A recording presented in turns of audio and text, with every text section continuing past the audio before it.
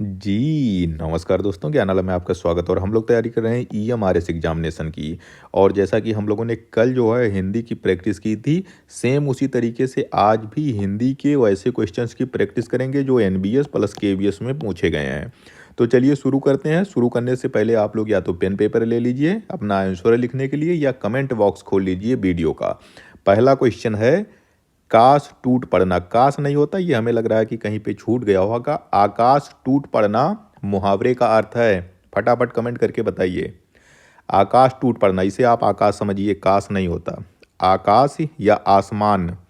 आकाश टूट पड़ना, इस मुहावरे का सही अर्थ क्या होगा? अचानक तूफान आ जाना, अचानक विपत्ति आ जाना, अचानक बाढ़ आ जाना, अचानक घर से चले जाना। जी बताइए, कमेंट करिए फटाफट। आकाश टूट पड़ना या आसमान टूट पड़ना, मुहावरे का अर्थ क्या होगा? जिन्होंने दूसरा लगाया इसको आप एक दो कर लीजिए, एक दो तीन या जो भी है, दिख नहीं रहा इसमें ऑप्शन। ABCD कर लीजिए या एक दो तीन कर लीजिए, इसी क्रम में समझिए कौन सा होगा। जिन्होंने लिखा कि अचानक विपत्ति आना, उनका एकदम सही है। आकाश टूट पड़ना या आसमान टूट पड़ना मुहावरे का सही अर्थ होता है जब किसी पे अचानक से कोई विपत्ति आ जाती है, कोई आपदा आ जाती है, तो हम कहते हैं कि उस पे आकाश टूट पड़ा। दूसरे पे आ जाइए। दूसरा क्वेश्चन ये है कि महोदार्य। महोदार्य का आपको संधि विच्छेद करना है।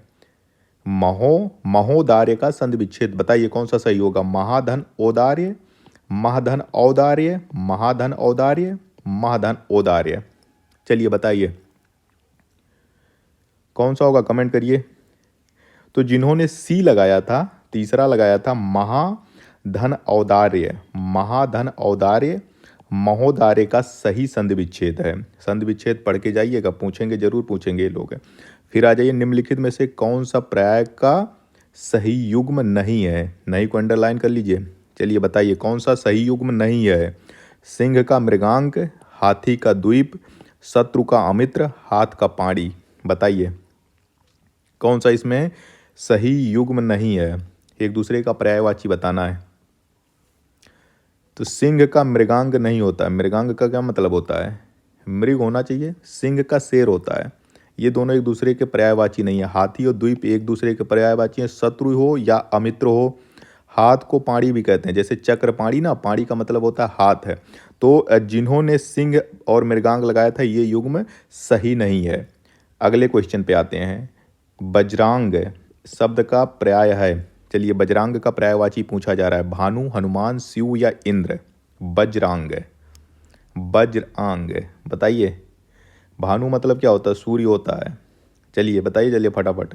तो जिन्होंने बजरांग का मतलब हनुमान लगाया था उनका सही है। वज्र जैसा अंग है, जिनके शक्तिशाली अंग है वो कौन थे? वो भगवान हनुमान थे। हनुमान, तो जिन्होंने बजरांग का पर्याय हनुमान लगाया था उनका सही है। अगले पे आते हैं, सात्विक। सात्विक का विलोम बताइए। पिछले वाले भी प्रैक्टिस सेट में सात्विक दिया था, बताइए सात्विक क्या होगा। सज्जन, तामसिक, या फिर साजसिक, या शुद्ध, क्या होगा? तो राइट आंसर सात्विक का विलोम होता है, तामसिक नहीं होता, ये असल में तामसिक होता है। तामसिक है ना, तामसिक होता, तमसिक नहीं होता। लेकिन यही सही है और कोई नहीं है। सात्विक का क्या हो जाएगा विलोम? तामसिक। अब यहाँ पे आपको दूध का दूसरे ऑप्शन पे, दूसरे क्वेश्चन पे आ जाइए, 22वें नंबर पे। दूध का पर्यायवाची नहीं है। चलिए बताइए, दूध का पर्यायवाची नहीं है। दुग्ध, स्तन, पय या स्तन। बताइए, सिंपल सा है। दूध का पर्यायवाची नहीं है। तो जिन्होंने डी लगाया था, स्तन, ठीक है, बाकी सब ये ऊपर वाले जितने ये दूध के पर्यायवाची हैं। दुग्ध भी, स्तन्य भी और पय भी, इन सब का मतलब होता है दूध। अब अगले पे आते हैं। आप जल्दी स्वस्थ हो जाएं, किस प्रकार का वाक्य है? आप जल्दी स्वस्थ हो जाएं, किस प्रकार का वाक्य है? कमेंट करिए। इच्छार्थक है, आज्ञार्थक है, विस्मयादि बोधक है, या फिर संभावनार्थक है? बताइए, कमेंट करिए फटाफट, समय नहीं है, जल्दी जल्दी करिए। ये जिन्होंने ए लगाया था, इच्छार्थक है। भाई यही तो, इच्छा ही तो करते रहे हो कि आप जल्दी स्वस्थ हो जाइए, आप कामना कर रहे हो, आप विश कर रहे हो। तो जिन्होंने ए लगाया था या पहला ऑप्शन चुना था उनका एकदम सही है। फिर आ जाइए, घड़ी का अर्थ, शब्द का अर्थ नहीं है। बताइए, घड़ी, घड़ी वही जो घड़ी देख रहे हो, समय जिससे पता चलता है। बताइए, घड़ी का अर्थ नहीं है क्षण, मृत्यु, पल या समय। सिंपल सा है। मृत्यु है। मृत, जिन्होंने बी ऑप्शन लगाया था उनका सही है। घड़ी का अर्थ मृत्यु थोड़ी ना होता, क्षण तो हो सकता है, समय, पल भी, समय सब एक ही जैसे है, सब टाइम से रिलेटेड है। मृत्यु तो एकदम अलग है, तो ये इसका पर्यायवाची या इसका अर्थ नहीं है। आँखों का काजल चुराना, चुरा लो भाई इतने अगर महारथी हो, ठीक है। इसका, इस मुहावरे का आपको अर्थ बताना है, आँखों का काजल चुराना। सब नहीं चुरा पाते। पहला कह रहा आंखें थक जाना, निर्लज्ज होना, गहरी चोरी कर लेना, या गुस्से से आंखें लाल हो जाना। बताइए कौन सा सही है। तो आंखों का काजल चुराने का मतलब होता है गहरी चोरी कर लेना। गहरी चोरी का मतलब इतनी सफाई से काम कर लो कि किसी को कोई पता ही न चले, उस सेंस में आंखों का काजल चुराने का अर्थ होता है। चलिए कोई नहीं, इस पे आ जाइए 27वें नंबर पे। खंड का अर्थ नहीं है, चलिए बताइए फटाफट। परदेश, भाग, टुकड़ा या प्रवेश। खंड का अर्थ नहीं है। तो जिन्होंने प्रवेश, प्रवेश का मतलब तो एंट्री होता है ना भाई, है ना, प्रवेश कर रहे हो, एंट्रेंस एग्जाम हो रहा, प्रवेश परीक्षा हो रही है। प्रदेश का मतलब भी खंड होता है, जैसे उत्तराखंड है, लगा हुआ ना भाई, खंड है। भाग है, भाग का मतलब टुकड़ा, है ना, टुकड़ा भी मतलब खंड ही होता है। चलिए अगले पे देखते हैं। फेलोशिप का हिंदी अर्थ, अभी हिंदी में पूछा कि इंग्लिश में पूछा पता नहीं, बताइए। फेलोशिप का हिंदी अर्थ बताइए। मेहनताना, आजीविका, पारिश्रमिक या अध्येता वृत्ति। बताइए। फेलोशिप का मतलब होता है, जिन्होंने डी लगाया था, अध्येता वृत्ति उनका एकदम सही है। फिर आ गया काश टूट पड़ना, ये फिर कितनी बार काश चलेगा भाई। चलिए, आकाश टूट पड़े, आसमान टूट पड़े, हम लोग पहले भी पढ़ चुके हैं। क्या जाए, अचानक विपत्ति आना। अगले पे आते हैं। अब आ गया थोड़ा सा टफ पूछा इस बार। भानवागमन, भानवागमन का संधि विच्छेद कर दीजिए। बताइए भानवागमन। भानु आगमन, भानु आगमन, भानु आगमन, भान आगमन। बताइए कौन सा सही है। तो भानवा आगमन का मतलब होता है भानु प्लस आगमन, है ना, भानु प्लस आगमन। भानु मतलब सूर्य, सूर्य का आगमन हो गया। तो भानु आगमन इसका भानुआगमन का सही संधि विच्छेद है। तो जिन्होंने बी लगाया था उनका एकदम सही है। अगले पे आते हैं। प्राचीन का विलोम बताइए। विलोम शब्द पूछा है प्राचीन का। प्राचीन का नया, प्राचीन का प्रागैतिहासिक, पुराना या अर्वाचीन। बताइए फटाफट बताइए। तो प्राचीन का सही विलोम शब्द होता है अर्वाचीन। जिन्होंने, नया नहीं होगा, ठीक है, नया पुराना होता है। प्राचीन का जिन्होंने अर्वाचीन लगाया था विलोम, उनका एकदम सही है। फिर आगे बढ़ते हैं। कृष्ण बांसुरी बजाते थे और राधा नाचती थी, किस प्रकार का वाक्य है। संयुक्त वाक्य है, मिश्र वाक्य है, सरल वाक्य है, उपयुक्त सभी। बताइए। कृष्ण बांसुरी बजाते थे और राधा नाचती थी। कौन सा सही है भाई, ए बी सी डी, कौन सा। तो जिन्होंने ए लगाया था संयुक्त वाक्य, हमने पहले भी पढ़ा था, जहाँ पे भी आपको और, तथा, या, वा इसलिए मिल जाओ, समझ जाओ दो वाक्यों से मिला है, दो या दो से अधिक वाक्यों से मिला है, ऐसे वाक्यों को संयुक्त वाक्य कहते हैं। तो जिन्होंने ए टिक किया था उनका सही है। फिर अगला आ गया। वाह कैसा नैनाभिराम दृश्य है, किस प्रकार का वाक्य है। वाह, वाह ध्यान से देखिएगा, वाह निषेधात्मक, इच्छार्थक, विधानार्थक या विस्मयादि बोधक। तो जिन्होंने डी या चौथा ऑप्शन लगाया था उनका सही है। यहाँ पे देखिए ना, वाह के बाद क्या है लगा हुआ, विस्मयादि बोधक चिन्ह लगा हुआ ना। तो जिन्होंने अपना डी लगाया था कि ये विस्मयादि बोधक वाक्य, उनका एकदम सही है। अपराधी का विलोम बता दीजिए। अपराधी का विलोम। निरपराध, मुर्जिम, सज्जन, दयालु, कौन सा विलोम होगा। तो जिन्होंने अपराध का निरपराध लगाया था उनका एकदम सही है। अपराधी का निरपराध, भाई एक अपराध होता है, निरपराध मतलब जिसने कोई अपराध नहीं किया, तो बाकी सही है।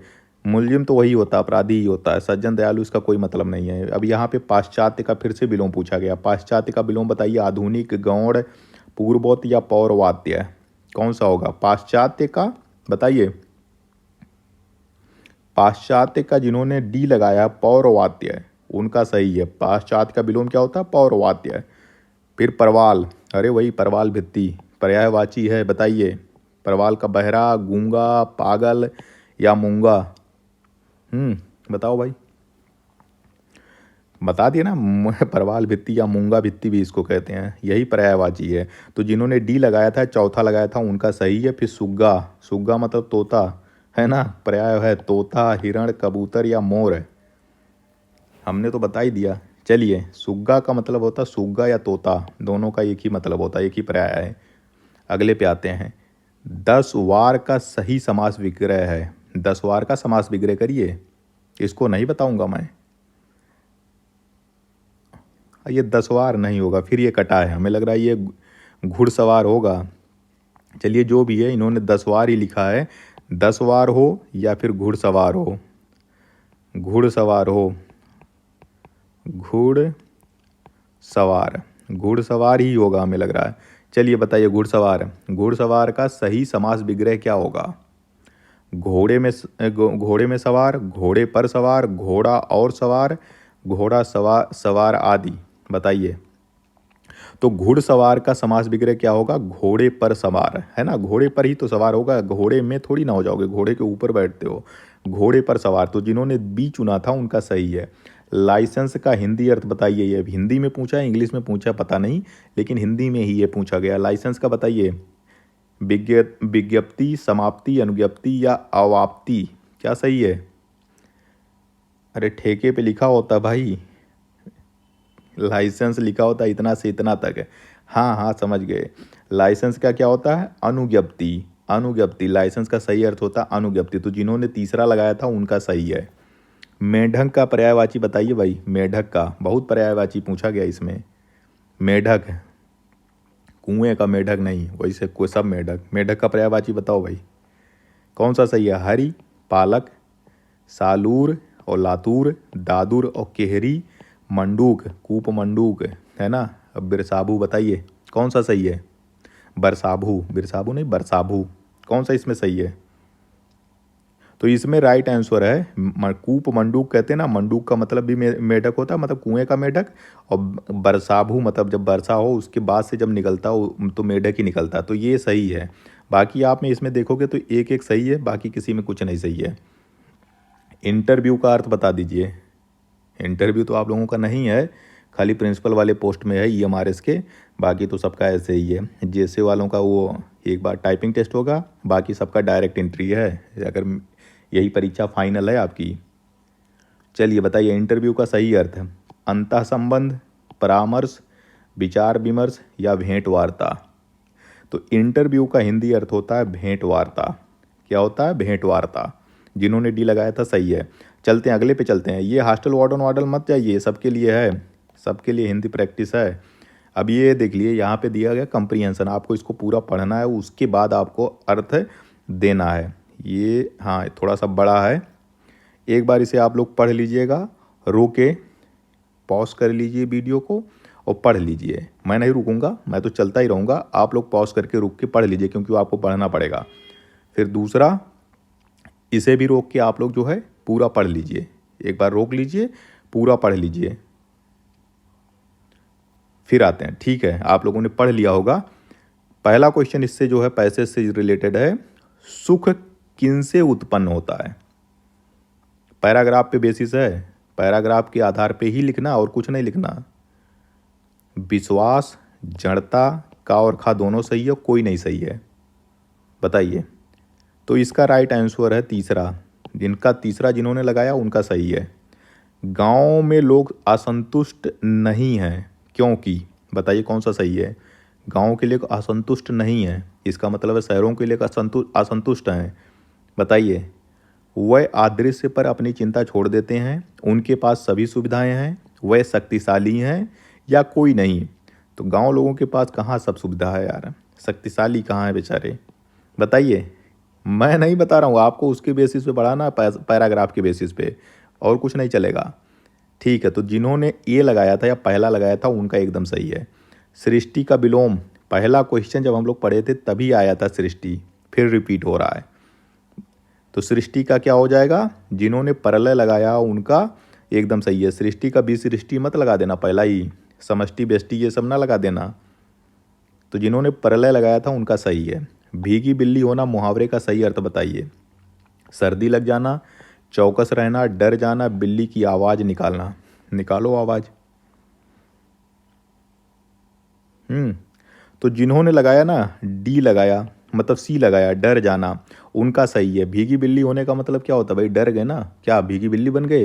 और उसके सामने जाते ही, तो भीगी बिल्ली होने का मतलब होता है डर जाना, किसी से डर जाना। अगले पे आते हैं। पवन का पर्यायवाची शब्द है पवन। मिलना, पूजना, समीर या आदर। बताइए। पवन, पवन पुत्र हनुमान। पवन का मतलब जिन्होंने सी लगाया था समीर, समीर का मतलब भी हवा होता है। तो पवन और समीर एक दूसरे के पर्यायवाची हैं। तो जो सी लगाए थे उनका सही है। फिर सम्मार्ग में प्रयुक्त संधि बताइए। संधि क्या होती है? वर्णों के मेल से उत्पन्न विकार को संधि कहते हैं। तो सम्मार्ग में कौन सी संधि है? स्वर संधि, व्यंजन संधि, विसर्ग संधि या इनमें से कोई नहीं? बताइए।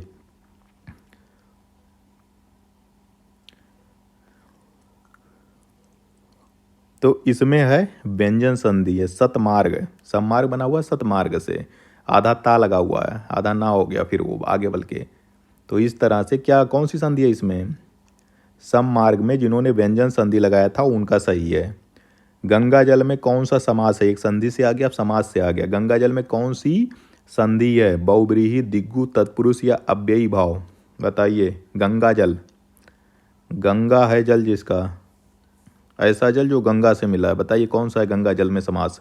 बहुव्रीहि, दिग्गु, तत्पुरुष या अव्ययी भाव? तो जिन्होंने तत्पुरुष लगाया, तत्पुरुष समास, उनका सही है।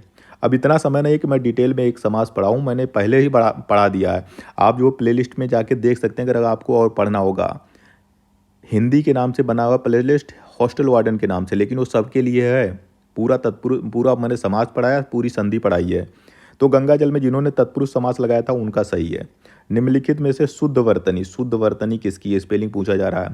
हिरण्यकश्यपु, हिरण्यकश्यपु, हिरण्यकश्यप, हिरण्यकश्यप। बताइए। बहुत टफ क्वेश्चन है ये यूपी पीसीएस में भी पूछा गया था, कई बार पूछा गया। यूपी में जो आरओ आरओ की परीक्षा होती है उसमें भी पूछा गया है।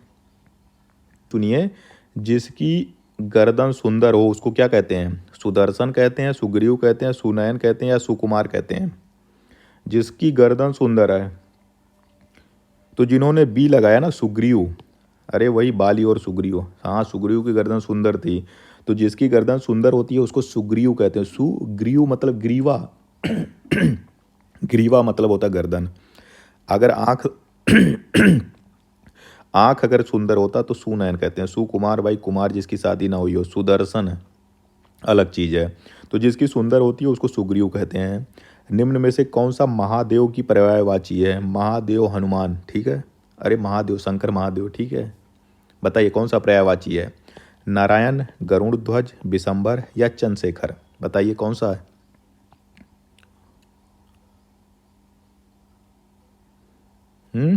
तो जिन्होंने डी लगाया था चंद्रशेखर। अरे अगर भगवान शिव वाली पूरी मूर्ति देखोगे तो एक चांद ऐसे लगा हुआ ना भाई, चांद लगा होता है उनके जूड़े पे, बाल में, और वो गंगा जल तो निकलता ही रहता है। तो चंद्रशेखर जिन्होंने डी ऑप्शन लगाया उनका सही है।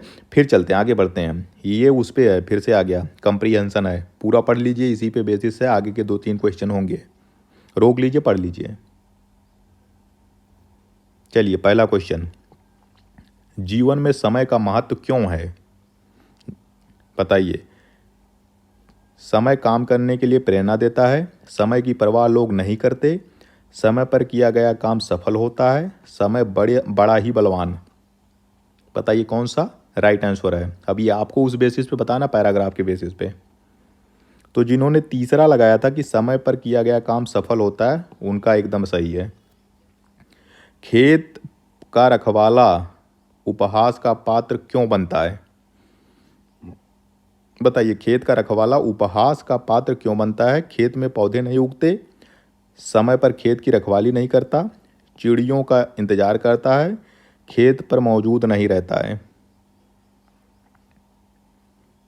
क्यों? जिन्होंने दूसरा लगाया था कि समय पर खेत की रखवाली नहीं करता है वो उपहास का पात्र बनता है, तो जिन्होंने दूसरा चुना था उनका सही है। फिर आते हैं चादर के बाहर पैर पसारना। पर छोटी चादर होगी भाई, बताओ इस मुहावरे का अर्थ बताओ। चादर के बाहर पैर पसार रहे हो।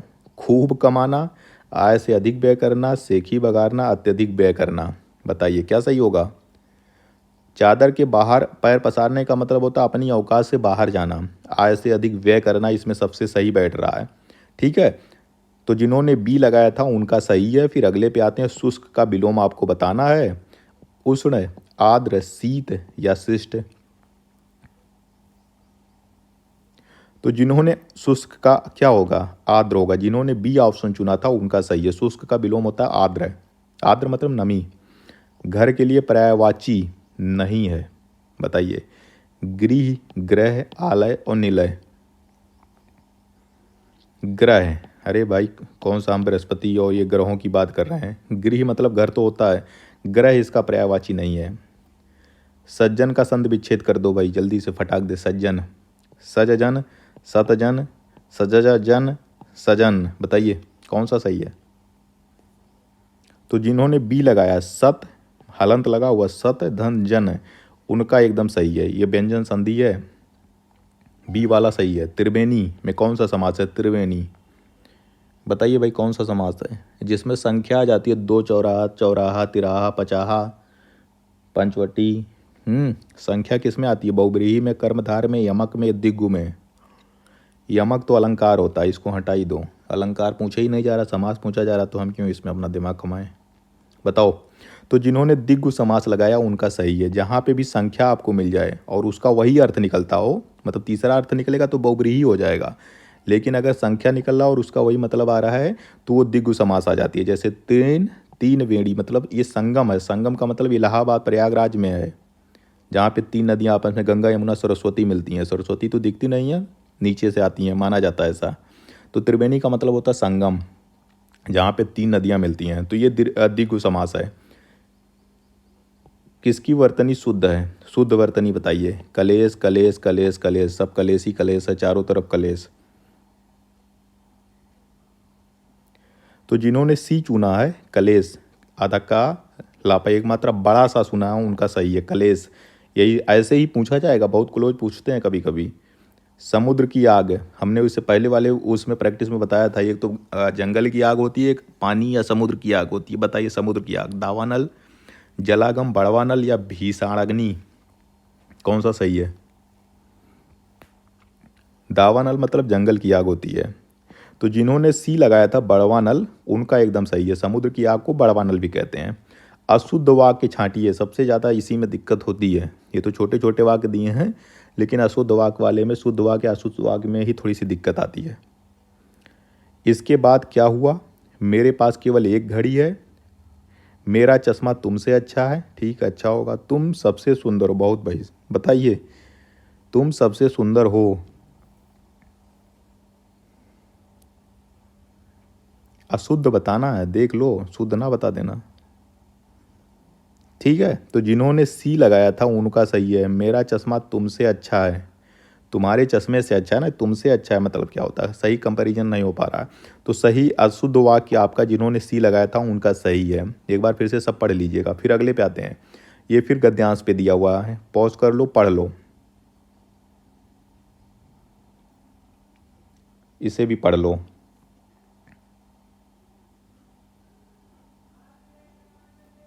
चलिए बताइए, अफ्रीका में प्रवासी भारतीयों के पीड़ित होने का कारण क्या कारण था। पैराग्राफ पे बेसिस पे बताना, पैराग्राफ आप लोगों ने पढ़ लिया है। अफ्रीका में प्रवासी भारतीयों के पीड़ित होने का क्या कारण है।